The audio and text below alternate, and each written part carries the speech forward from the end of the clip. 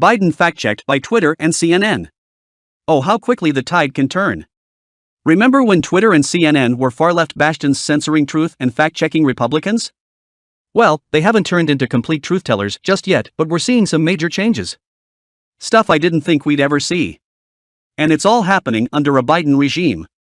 Here is CNN fact-checking Biden, and even giving Trump some praise. President Joe Biden has made another false claim about gas prices. During a Thursday speech in Syracuse, New York, Biden accurately said that gas prices, now averaging about $3.76 per gallon, have declined by roughly $1.25 since this year's June peak of over $5 per gallon. But then he claimed today the most common price of gas in America is $3.39, down from over $5 when I took office. People in the audience applauded. Facts first, Biden's claim that the most common gas price when he took office was more than $5 isn't even close to true.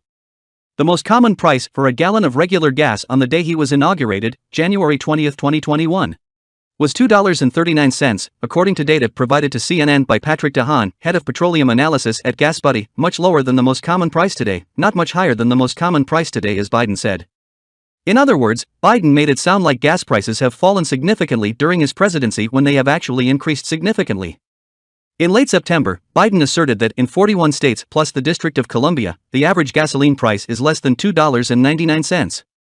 In fact, not a single state had an average lower than $2.99 at the time. After CNN inquired about that false claim, the White House made a correction to the official transcript to reflect that Biden should have said $3.99. As he had correctly said in other remarks, instead of $2.99.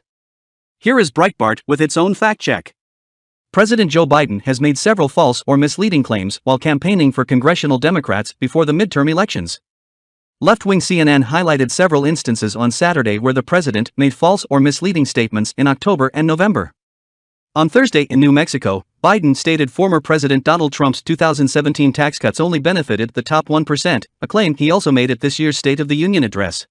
While the tax cuts benefited top earners, middle-class Americans also received significant tax cuts in the following years after the legislation was signed. As Breitbart News' John Carney writes, 82% of American middle-class households received a tax cut, and Americans altogether received an average tax cut of $1,260. 90% of Americans saw an increase in take-home pay. The tax cuts raised wage growth by 3.3% and helped foster historic lows in unemployment. At a Florida campaign rally on Tuesday and at the same New Mexico rally, Biden claimed that his government had reduced the national debt in half. We cut the federal debt in half. A fact, Biden stated. CNN pointed out Biden was most likely conflating the national debt and federal deficit, which was reduced in half between 2021 and 2022.